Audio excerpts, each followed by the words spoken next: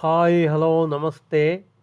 ಶನಿವಾರದ evergreen ಕಂಗಾಲ್ ಹಾಸ್ಯಾಂತರಕ್ಕೆ ಹೃದಯಪೂರ್ವಕ ಸ್ವಾಗತ.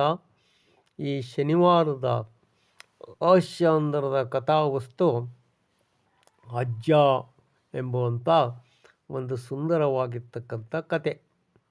ಒಮ್ಮೆ ಅಜ್ಜ ಮಗ ಇಬ್ಬರು ವಾಕಿಂಗ್ ಹೊರಟಿದ್ರು.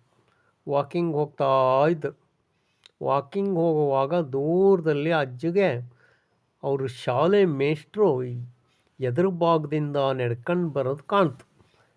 ಅದಕ್ಕೆ ಅಜ್ಜ ಹೇಳ್ದ ಮೊಮ್ಮಗಗೆ, ಮೊಮ್ಮಗ ನೀನು 3 ದಿವಸ ಶಾಲೆಗೆ ಹೋಗಿಲ್ಲ, ಆದರೆ ನಿಮ್ಮ ಮೇಷ್ಟ್ರು ಬರ್ತಾ ಇದ್ದಾರೆ ದೂರದಿಂದ, ಅದಕ್ಕೆ ಅಡಿಕೆ ಆಳವ ಅಂದ. ಅವಾಗ ಮೊಮ್ಮಗ ಹೇಳ್ದ, ಅಜ್ಜ ಫಸ್ಟ್ ನೀ ಅಡಿಕೆ ಅಂದ. ಅವಾಗ ಯಾಕೋ ನಾನು ಅಡಿಕೆ ಬೇಕೋ, ನೀ ಶಾಲೆಗೆ ಹೋಗಿಲ್ಲ 3 ದಿವಸ, ನೀನು ಅಡಿಕೆ ಅಂದ್ರೆ ನನಗೆ ಅಡಿಕೆ ಅಂತೀಯ ಅಂತ ಅಜ್ಜ ಹೆದರ್ಸಿದ. ಹೌದಜ್ಜ, ನೀ ಫಸ್ಟ್ ಅಡಿಕೆ ಅಂದ ಆ ಹುಡುಗ. ಯಾಕೋ ಅಂತ ಕೇಳ್ದ.